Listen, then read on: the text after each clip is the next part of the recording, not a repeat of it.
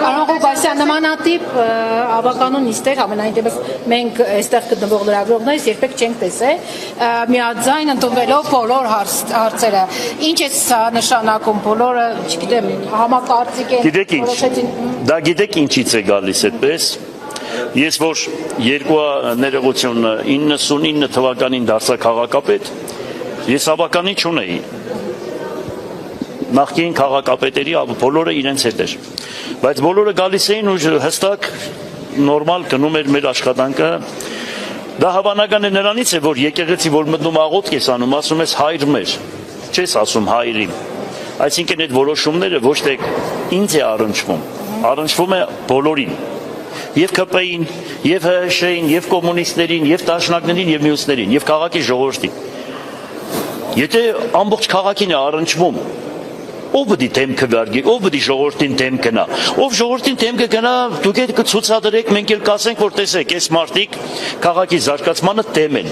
Եվ ես գիտեմ, որ չի լինի մի կուսակցական պատկանելություն ունեցող անհատ, որ ասենք ժողովրդին դեմ գնա, իրենց ռեյտինգը դառնա, ես չգիտեմ, զերոյական մակարդակի։ Այդ սկզբունքն է, որ այդպես է։ Պարոն Ղուկասյան, ԿՊԱ-ականներ ազգային ժողովում վերջերս բարձրացրել էին ձեր անվտանգության հարցը, հաշվի առնելով ձեր հայտարարությունը, որ ձեր դեմ մահափորձ է սպասվում, հələ այդ մտավախությունը առկա է նման բան։ Իրանք ինչ էին բարձրացրել, որ ինձ պաշտպանեն։ Վահագն Ալեքսանյանը ձեզ Աբրի Վահագ, վերջապես մի ճիշտ բան է անում։ Վերջապես մի ճիշտ հայտարարություն բերանից լսեցի։ Եթե հեգնանքով է ասել, ես չեմ էլ լսել ճիշտ ասած, եթե հեգնանքով է ասել, ես իրեն հեգնակով կպատասխանեմ։ Իսկ եթե ասել է իր խորոց սրտե, շատ ճիշտ է արել,